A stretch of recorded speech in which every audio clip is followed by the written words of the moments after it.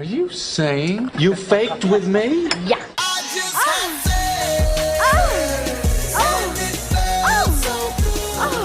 Wrong. Now you're single. What do you know about sexual relations? Is it true that if you don't use it, you lose it? I'm a little worried about being a slut. You're listening to the Come With Us podcast, talking the good, the kinky, and the ugly. Here are your hosts, Beth and Aaron. Hello, all you sexy holes and poles. Let me ask you something. Are your date nights actually fun? Better yet, are they sexy? Or are they just kind of a slight variation of your normal, dinner, TV, kiss goodnight, roll over and go to sleep? In fact, when was the last time you were actually really excited? And I mean sexually excited about a date night, not just like, oh, that restaurant's so hard to get to, or, oh, this concert's going to be here. I can't wait to see them. So when was the last time it thrilled you? And when was the last time you went out of your way to try and make it sexy for your partner? Yeah. Get them aroused before the date night even started. What a thought, right? All right. Well, that's what we're going to talk about tonight. I am Beth Darling. I'm here with Aaron tonight. And by the way, don't just think that we're talking only to married people, because I know a whole lot of not married people who still have very boring, repetitive, same old sort of date nights. So this isn't a dig at anybody. And in fact, even if you're having great, sexy date nights, maybe these will help you just make it even sexier.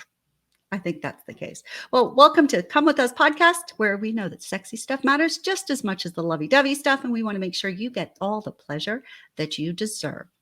I'm Beth Darling, author of The 5 Kinds of Intimacy, How to Keep Your Love Alive.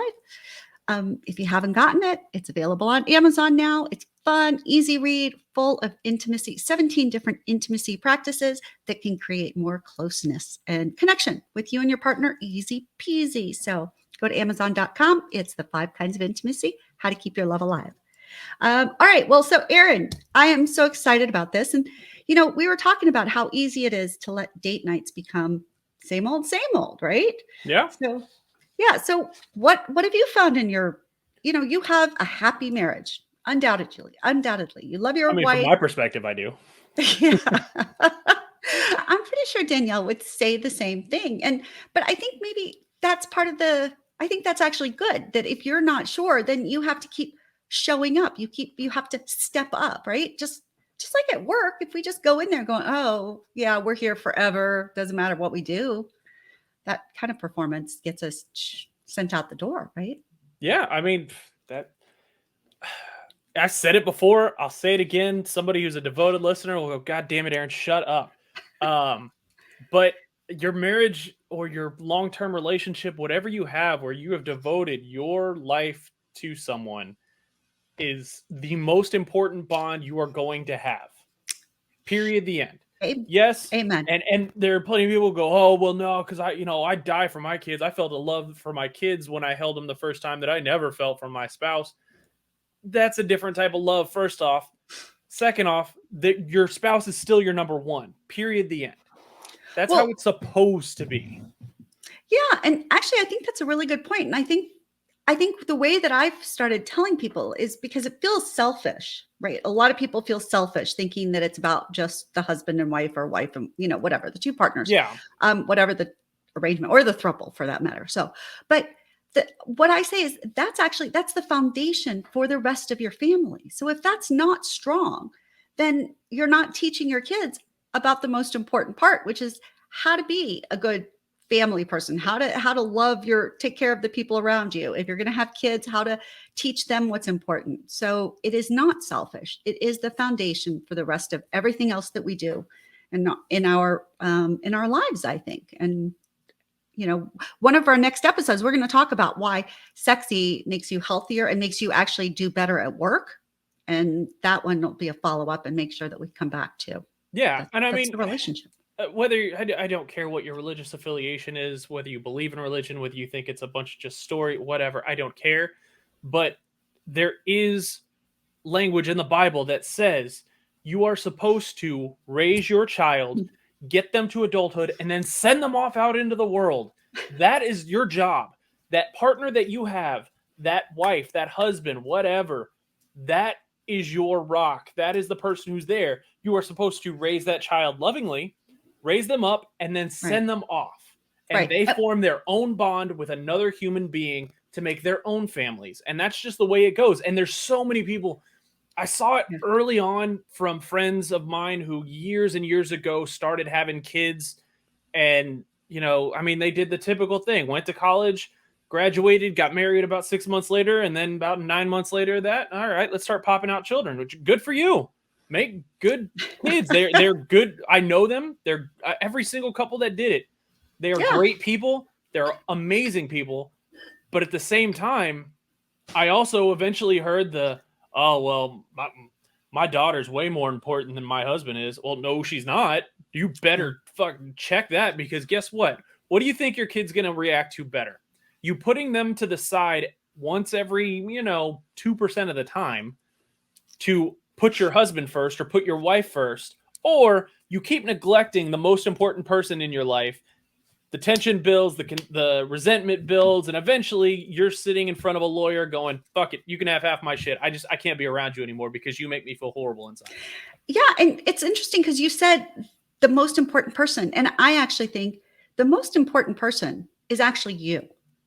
And you're not investing in the relationship as a gift to the other person all the time, right? Your relationship is supposed to make you and your life better, to give you energy, to fuel you, to inspire you to do better. And again, to show your kids, you have to lead by example. So if you're not taking care of you, then you're also raising kids who don't know how to take care of themselves either. And that doesn't really work. Or who grow up thinking the whole world is supposed to revolve around them, which it's not. Yeah. And that doesn't work. Right. So you have to show your kids balance. So all right. So once you get to the point, let's say you and your partner, you agree, all right, we got to work on a relationship. Date nights. I think date nights are hugely important because so much of the rest of our life is consumed with the logistics, the practicalities, literally just how to get through, who's going where, who's buying the groceries, who's doing the laundry, who's getting the kids, who's paying the bills. And yes, you have to do that to have a healthy relationship. But again, if you lose sight of what brought you together, you wind up in that lawyer's office. And as a former divorce lawyer, I can tell you those fees add up really quickly. So it's just not a good deal. Divorce sucks. Even if it's the right thing to do, it sucks. But if you had a good relationship, then it's wasteful. And somebody's going, oh, well, you're hitting at the fact that, it's more expensive. It's, you could spend $100 once a month on a date night versus, $800 an hour for a divorce lawyer. Your date night doesn't have to be expensive. Oh, right. It doesn't have to be out there. But the point of the date night is to reconnect and date. What were you doing when you found that person you decided was your pair bond? You were dating. You've got to relive that every now and again, or you all of a sudden start looking at it and go, man, why did I sign up for this with you? That's right. You have to remind yourself that it is every second of marriage of a relationship magical. God, no. Is there a lot of, well, you're going to sit on your couch and read a book. I'm going to sit in my chair and read a book, and then we're just going to go to bed. Yes, it happens. Mm-hmm. But being able to rekindle that and when things get rough or you go, God, I can't stand it, or she really pissed me off. You need to also be able to think back to the first time you saw her in that purple dress where you picked her up at her front door and took her out on a date, and it was date number 6 for you or whatever. You've got to be able to rekindle that from time to time, or else you've got not much left to look forward to.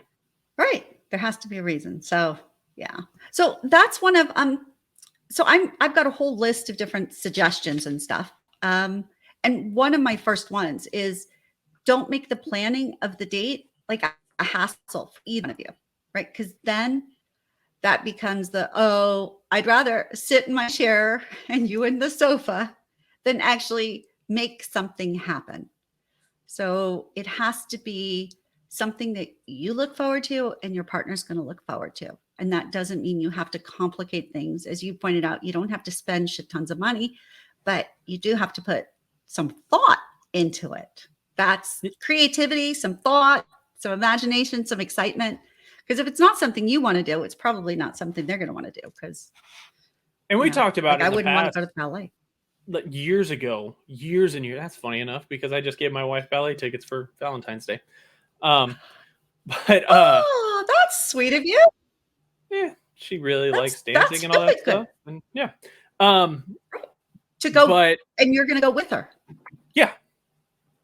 Yeah. Yeah. Why wouldn't I? Like, well, she asked I if love that. because she had 2 tickets and she said, "Are you the one going with me?" I said, "Are you the one? Am I the one you want going with you, or do you want somebody else who's gonna really enjoy the art and the form?" And so I was like, "It doesn't do anything for me. I enjoy the music part of it because I'll just sit there and listen to the music. I won't pay attention to what the dancers are doing. I don't care."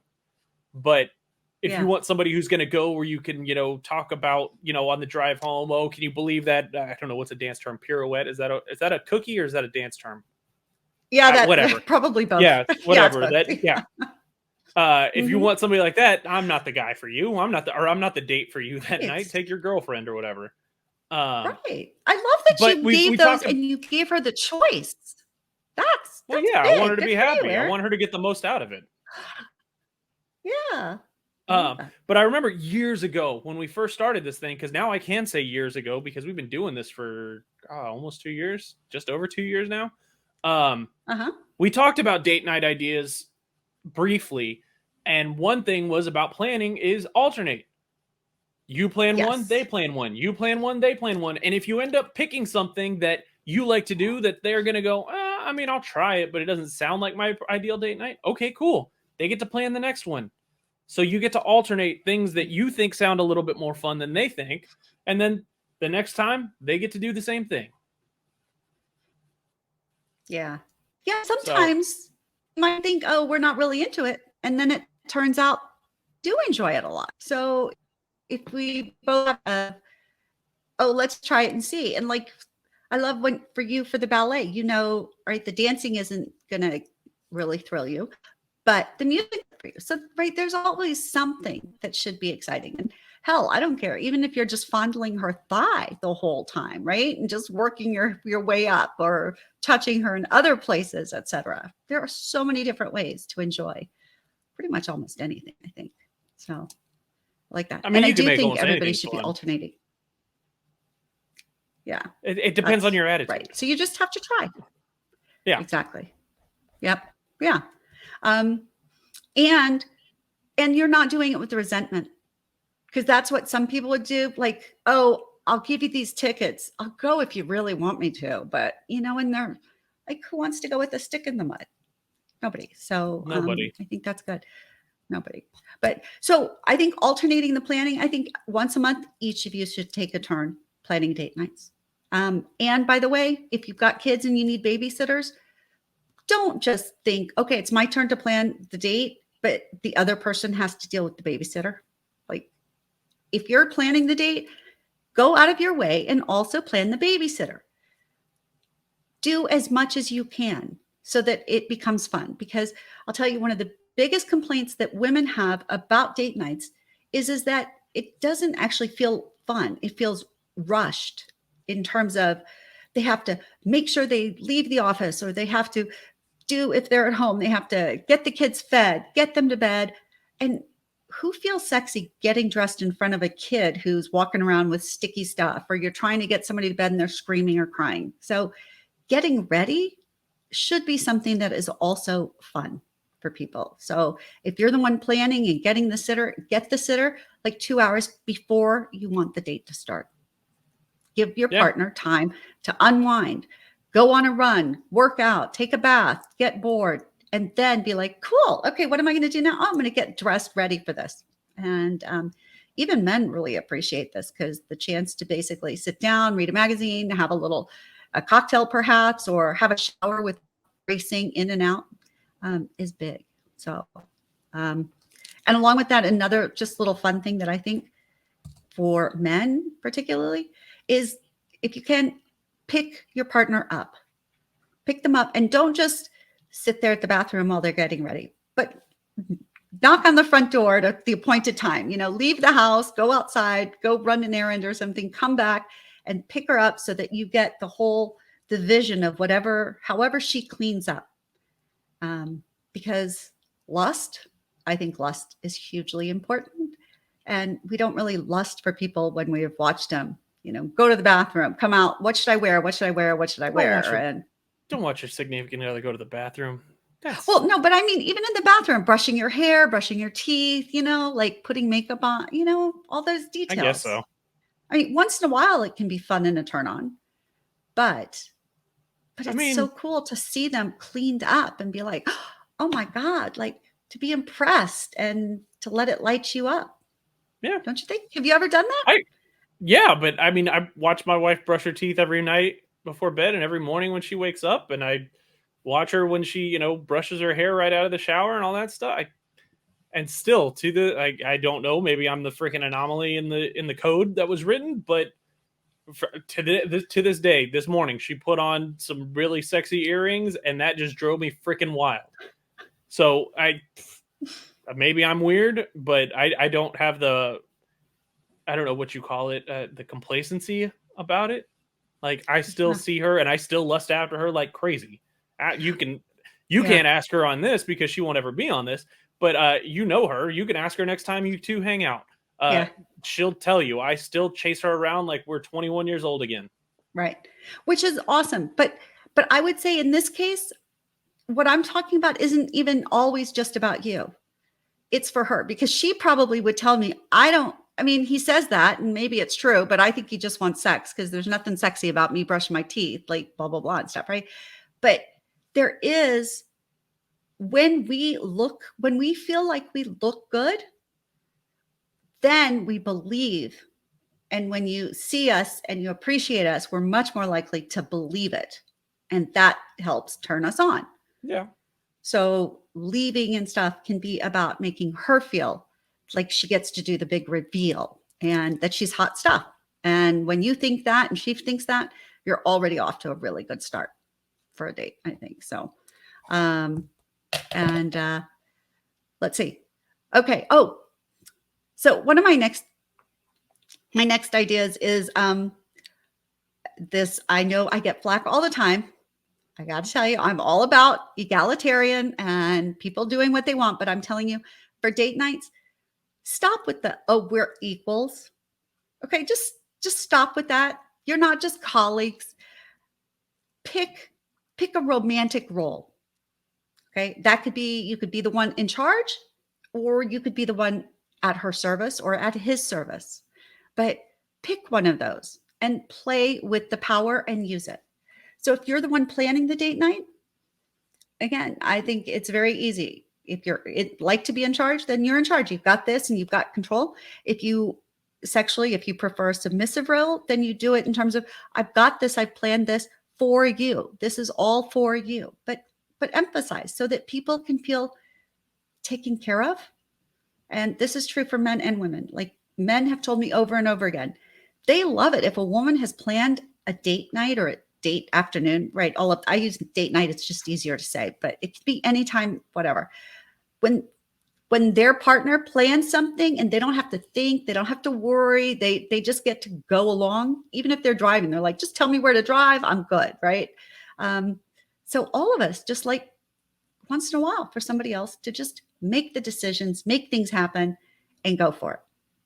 Yeah. Do you agree? I mean, even the most control freak person in the world, at least once in a very long while, would like to just let go of the wheel and go, all right, you figured this out. Like, I'm just going to follow at this point in time, because you make decisions every freaking day. That's all of adulthood is literally decision after decision. What do I want for breakfast? Okay. How do I want my coffee? Okay. What do I want for lunch? Okay. There's traffic when I go to work. Do I want to take the alternate route, 1, 2, or 3? It's just decision after decision. And so sometimes, yes, if your significant other comes to you and goes, hey, the next 5 hours we're on a date and I've got every single aspect of it planned, you don't even have to think. Just enjoy. Just sit back and enjoy. That's a friggin' win. It doesn't matter what it is. It could be the ballet. Yeah. But if I don't have to make the damn decision, deal. That's right. I don't have to decide on dinner. I don't have to decide on any of that. Good. Right. And if by chance you also can, if your partner really is very much that always want to be in control, well, that's fine. Just let them know in advance. Say, I just want to run some things by you. I'm planning the date. This is what I'm thinking. Is there anything that you really don't want? Or you can say, do you want me to tell you? Or do you want me to surprise you? And you can let them be in control of that. So there are different ways, but don't be like, okay, well, you like to be in control all the time. What do you want to do? No, tell them, okay, I got, 2 options. Which do you prefer, A or B? Narrow it down so that those decisions are very easy for them to make and very quick. Yeah. So, and then this amazes me. I cannot tell you, I don't know how many of my coaching clients I will ask, I'll say, what used to turn your partner on about dates? So I'll ask you, Aaron, do you know what part of dating used to turn your now wife on? Used to turn her on? Right. I mean, being around me, of course. No. The part of the date that would turn her on is probably not. I would say maybe the spontaneity of it. Like the fact that things could just change on an instant. Like, hey, we're at dinner. Cool. Well, instead of them, having a table in 5 minutes, it's going to be 35 minutes. All right, cool. We're going somewhere else. And then just like flying off the cuff. But I don't know. I mean, probably being wined and dined and all that stuff. But it's hard to say. I can't pinpoint one exact thing. Now I need to ask her. Right? It's so funny that this happens all the time. And so I say there are some people they love the excitement, the thrill of going out for a fancy dinner really does excite them, turns them on, makes them feel successful, happy, whatever, being wined and dined. Some people get that sort of thrill from finding a new dive place, someplace where, their parents would never believe they were going to, or their people at work would never believe, and they're so cool that they like it. Some people love to get dressed up and wear high heels or their cowboy hats or their big Texas belt buckle. Some people want to go dancing. That turns them on. Some people want to be admired by others. Some people want to go out where there's no other people around and it's just nature. But some people want other people to admire their partner. That happens a lot, right? Trophy wives and things like that. My goodness. And some people like risks. Some people like to take it on the fly. Other people want it very well structured. Some people, what about competition? Yeah, that was something that popped into my head too. Yeah. Do you guys like that? Yes and no, because I'm better at most things that you compete in. Like we'll go to there's a very famous social chain that I won't mention because they haven't given me money to mention them. But they have food, they have drinks, they have games, right? And we go a couple times a year, maybe 3 times a year. But they used to be when they first opened one down by our house. Yeah.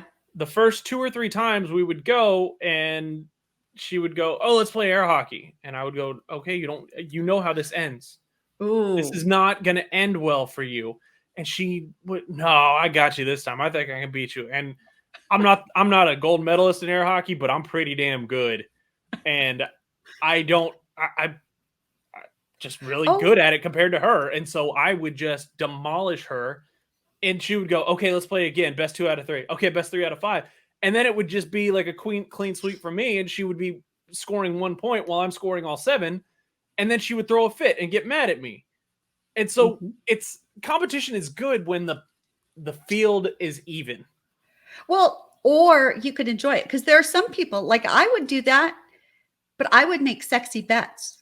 And then even though I lost, it would be fun and it would be turning me on. Yeah, maybe. I don't know.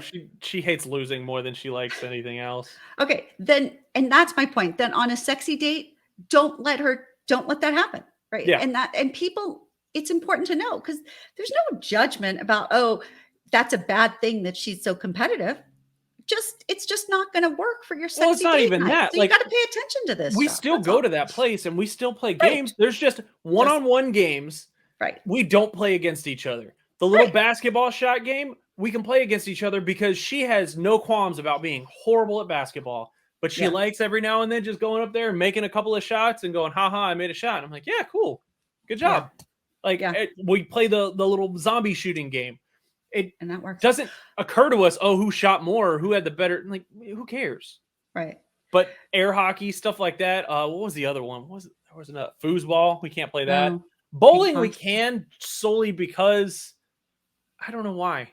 I don't know why we can, but I'm better at bowling than she is usually. She just is giving up.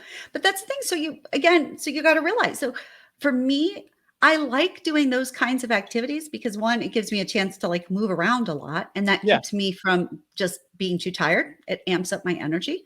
But two, I can like squeal and I can grab on and we can dance and hug and high five. So there's lots of like touching and stuff for that. But again, I am a competitive person, but not when it comes to those things and stuff. But like, I know there are couples that play tennis a lot and they play doubles, but that could be cool. Some people would love to be on a team together and stuff, and that could turn them on, that participating. But I know other couples that if they're on the team together, one person's getting mad at the other if they don't win or they miss a point. Again, if it's not turning you on, don't make it part of your date night. Yeah. Be clear about who you are and who your partner is without judgment. Just recognize it. So, and then thinking about, like, dancing is something that people don't necessarily do all the time. But even if you guys don't know how to dance, doing some dance lessons can be a way, because again, dancing just makes you touch. And that's cool. And you're surrounded by other people who are touching, and that helps increase our desire for it, because we all have this biological urge to fit in. So think about that, even if you're not good, lessons, etc. And it might be that maybe private lessons, if somebody is really just going to be too embarrassed or too shy to learn in a group, do private lessons if you can, or watch YouTube videos together and make that a little date night at home. So many different options these days, but I think that's good. All right. One other things about PDA, definitely, see what you can get away with, what you're comfortable with, find your partner's level with it. There are all sorts of app controlled sexy props these days, insertable. They're for guys to use. They're for women to use. So much fun. They'll turn even your boring old pizza place into something like a whole different thing experience. So, and think about, if your partner loves to shop, then maybe giving them a hint or giving them an idea of the date night, letting them go out and arranging time so they have time to go buy something new for the evening, lingerie or otherwise, can be good. Laughing is always good, and people don't know that, don't do that very often. And all right, you know what I think one of the best things is, I can't say always, I want to, but I know it's, the lawyer in me is like, no, it's not, never always, but is that lust, letting them know, right, that you lust. Like, wouldn't that be, if your wife told you, Aaron, like, it's Wednesday, if your wife was like, oh my God, I can't wait till Saturday night because I can't wait to get your body and jump your bones and whatever, right? Yeah. You'd be so excited. You'd be thrilled. If she was like, I'm going to dress up, you're going to have a hard time not touching me for 2 hours, blah, blah, blah, right? Build up that anticipation. And don't be afraid to say it. Because again, so many clients, like I just know we're going to go do this and this. It's not going to be sexy. So I don't even want to get excited about it. Well, if you're not excited about it, why is your partner going to get excited about it? Like, I'm single. And if somebody is not really just thrilled, excited, over the top about wanting to have sexy with me, there is no chance that we're going to have sex. None. It's like, well, and there are probably couples who have been together longer who go, oh, well, like, there is no more lust. The flame on that candle is burned out, blah, blah, blah, blah, fucking blah. You realize that there's a reason you can relight a candle, right? Like, candles are not one use thing. Most of them aren't. There are some out there, but let's just compare it to a birthday candle. You don't get birthday candles for one single thing. There isn't one light, and then when that light goes out, you're just like, oh well, fuck it. I Right. guess we don't use that candle. No, relight the goddamn candle. Right. It just takes more energy. Right. Yeah. That's literally And that's creativity it. and effort. Creativity. Right. That's exactly. So find out ways. But that's the thing. Talk with your partner just in like tomorrow or tonight and be like, all right, what are some of the sexiest dates that you've ever had? Hopefully they're with you, but even if they were not, get a list. What made them sexy? Start finding this out, because it is not just our bodies. I mean, particularly for females, it is much more context. We need some context. We need something out of the ordinary. Again, romantic intimacy. Romantic intimacy is the opposite of normal. It's not just comfortable. It's not secure. It is something a little bit new, a little exciting, maybe a little risky, unexpected, mystery, energy. So don't forget that. Focus on it. So, and you know what? Pretty much almost always fails: blame, shame, guilt, and obligation, and resentment. Fails. You start that with oh, this is just whatever, or oh, it's about time, or you're blah, blah, blah, blah, blah, blah. This was so much work. I had to go out of my way to plan this and shit. Then nobody's interested. We're just too busy trying to replenish ourselves to have anything to give to somebody else. So that is not good. And the other is, don't have double dates with people, or multiple parties with people who are grouchy, who don't like each other, who are not having sex. That is not going to inspire your sexy life. Ain't going to happen. Yeah. Find some people who are enjoying some sexy stuff. Not only that, put people around you who are going to help your mood and stuff like that. Now, having one couple friend who you can tell they don't have the strongest marriage, or they don't have the strongest relationship, every now and then it's okay to have that friend or that couple friend, because guess what? That's when you go out and you regain all that appreciation for your significant other. It's great to be out. And I say this, right. I don't have any couple friends like this, but my grandparents do. They have a couple friend that, they really don't see eye to eye on most anything, but they're still married for like 50 years. Yeah. And then when my grandparents come home from like going on double dates with them, they're like, wow, I'm really lucky.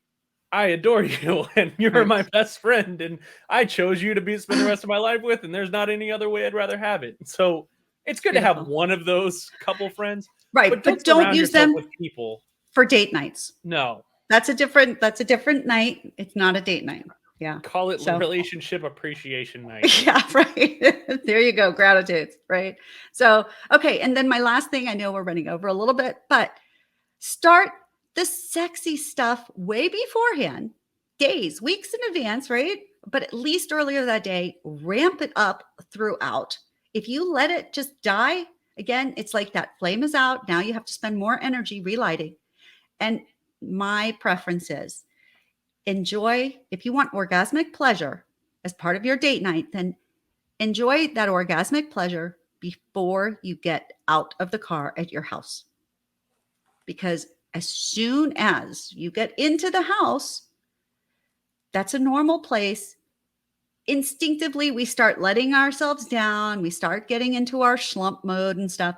So if you are not going to get orgasmic pleasure before you get in the house, then at least you better be totally hot and heavy before and beyond stopping before you get in the house. And you better have a plan for how it's going to go, where you're going to go quick. Because a woman only needs a few seconds of like nothing, or walk in the house and see dirty dishes on the counter, or the kids up, or a message or something. Immediately that's done. We're done with sexy. That was our opportunity. It's over now. And didn't take advantage of it while the flame was going. So that is, I think, the most important thing is to get the sexy right away, or have a plan. Okay, this is what's going to happen. And if she's going to go in, or you're going to go in, you'd be like, you need to do this, blah, blah, blah. And I'm going to meet you, and don't give them time for anything else. Yeah. Really. If you can get, yes, it's also a good idea. Maybe not every single date night, but have sex first. Yes. Then knock it out, get that part done, and then you go, all right, cool. Now let's go. Because number one, Well, it puts you in a more relaxed mood. It releases all those chemicals, oxytocin, dopamine, all that stuff. So the time you're spending together after that, you're still in a good mood. You're not going to be pissed off that, oh, well, they're 10 minutes late for our reservation, or, oh, crap, I really wanted this as an appetizer, and turns out the restaurant doesn't have this, or whatever. Yep. But if you're going to do that, you got to basically turn them on, because again, I know the idea is that a lot of men are just like, well, just flip a switch and we're ready to go. But that's not the best sexy. Everybody knows that. So don't think, if you just put it like, all right, let's just, check off the box before the date. Like, again, that's not romantic. There's no excitement to it. So if you're going to, then build it up and then make it a surprise. Be like, oh my God, come to the door, bring her a flower or something, ooh and awe over how astonishingly hot she looks, and be like, you know what? We can't leave right now. I have to have you. I have to fuck you before we even get in the car. Look, do you feel me? Do you feel how hard I am? Blah, blah, blah. And see if that'll work. Or I have to taste you. Can I just have 3 minutes to go down on you and lick you? All of those things. But if you don't give her anything other than just, oh, let's have sex. Like if you're just talking to her brain, my 3 things. There are 3 ways to turn a woman on: her head, her heart, her hot pocket. If you're just asking the brain, do you want to have sex? You skip the turn on thing, I think. So be careful of that. But early, yeah, sometime in the middle, before the dinner, maybe in the car, in the parking lot, maybe in the bathroom at some club. I don't know. Don't get arrested anyway. Yeah, don't do that. But yeah, don't get in trouble. Because guess what? If you say, well, this podcast I listened to told me to, I'm denying it.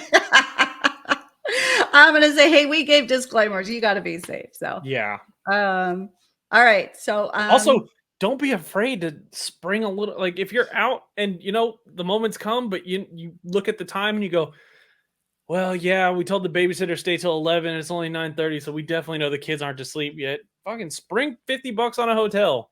It might be a crappy hotel, or if you really have high-end money, go ahead and get you a nice hotel, but spring a little bit on that hotel just for a couple hours use, even though you're paid for the night. Who cares? Get it over with. Hey, in Houston, there's a whole chain of hotels. I'm sure there are others but I mean, last time it was $25 and an ID, $25 cash and an ID, and you got 2 hours at the hotel. And it was shady clean. as shit. Well, it's not shady. I mean, it's very clear what it's for. Well, yeah, but I mean, it sounds like it's definitely not married couple just can't keep their hands off each other and they want to do it there instead of back in their own room. It sounds like, oh, hey, you don't pay them to fuck you pay them to leave, kind of ordeal. Well, oh no, there are a bunch of people that are having affairs, but I'll tell you, I discovered it when my partner and I both affairs, had kids at home. Call girls, gigolos, whatever you want to say. But still, we had kids at home, and it was like our naughty fun, because you could get porn. Some of them have jacuzzis, some of them have mirrors on the ceiling. But again, there were newer ones that didn't feel gross. There are lots of gross places that I would not. I'm just telling you, if you told me, hearing that there's a hotel with an hourly rate, like all I think about is, oh man, I'm gonna run into probably 3 or 4 ladies of the night just walking through the parking lot.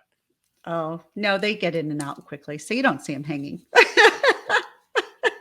I see more ladies of the night at Metros, at the high end shishi, bars and restaurants than I've ever seen at one of those little hotels. Truly. Tillman, I didn't say it. I'm not calling you out. Okay. So anyway, all right. So anything else that we need to say about how to make your date night sexy, for damn sake? Have fun with it. It's supposed to be fun. Yes. Just put inhibitions, all that crap, the stress of everything. It's supposed to be fun. That's the whole point. And if it's something, say your wife or your girlfriend plans something and you go, I don't know, this sounds kind of dumb. Who cares? Just try it out and put on a good face and put on a good attitude. What was it? There was a thing years ago that was circulating on the internet that if you fake laugh for like 90 seconds straight, you find yourself actually laughing. Yeah. And it becomes a like, oh yeah, you faked it to the point where your body or the subconscious of your brain all of a sudden can't recognize the difference between fake and real. And then all of a sudden you start feeling that elation from laughing. Yeah. Put on a smile, try it out, have fun with it. Don't demean it, or women don't go, oh, this sounds stupid, I don't want to go do that. Okay, well, put on a good face. You're with the person that you love the most in the world. Go and try to have the best time you can with them. Yeah. And so you just gave me an idea, which is, so let's say you've just had both a really stressful time. You're having a date night. You're about to go, and you're both actually starting, and you're stressed. So I would use that idea, Aaron, and I would say that in advance, you should just agree. All right, we each need to have 5 stupid, dirty jokes. Like, we're going to see who can make the other person laugh the most, whether it's cringing or laughing or whatever, and have those. And that way, that can be sort of the icebreaker to give you, and it's specific. It's not because, telling somebody, oh, let's have a good time when you're feeling stressed, that's not going to do it. So that laugh for 90 seconds, 5 jokes, 5, just, they could be good, they could be bad, but I suggest you make them dirty. And each of you should maybe always have those on your phone. That would be a fun thing. So that whenever you need to relax, you're like, okay, dirty joke contest. That could be huge. Yep. So, just be careful how many people around you can hear you and what they hear of the joke, because there's certain jokes if you only hear like 3 lines of that joke, it's going to sound real, real bad. And guys, don't ever tell the jam versus jelly joke. Don't ever tell it to your significant other. Just don't. Wait. It's not as funny. I'll tell you off the air. I'm not encouraging this. No, you can't leave. No, that's not fair. No, you can't do this to our listeners. Sure I can. You know what? I can, because I'll hold it ransom. If we get up to, let's see, from the time, what is it right now?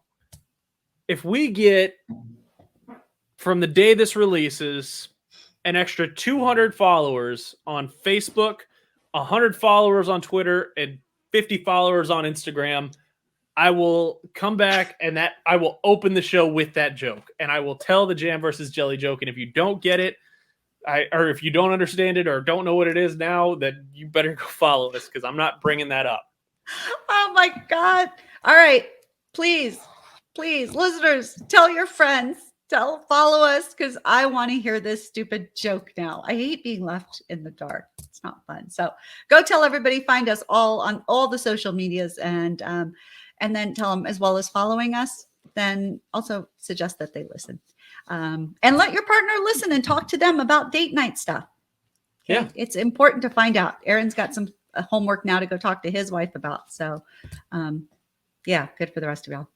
All right. Well, thank you, everybody, for joining us for Come With Us podcast, where you get the bare, naked truth about love, sex, and relationships, even if you don't get the jam and jelly joke right now. But Aaron and I are so glad to be with you on this sexy journey. It is a pleasure. I am Beth Darling. You can find me at BethDarling.com. Sign up for my email list there. And again, if you haven't gotten my book, The 5 Kinds of Intimacy, I just happen to have it. I never can figure out how to do this stuff. My spatials are the opposite way. There you go. I don't know. Whatever. There you go. Those are my legs, by the way. That's my book, 5 Kinds of Intimacy by Beth Darling, How to Keep Your Love Alive. So go get your copy now. Big hugs and love, and we'll see you next week. Thanks for listening to the Come With Us podcast. Be sure to follow us on social media at Come With Us Podcast, and send in your questions, comments, and confessions to comewithusconfessions@gmail.com. Until next time, keep it fun, flirty, and naughty.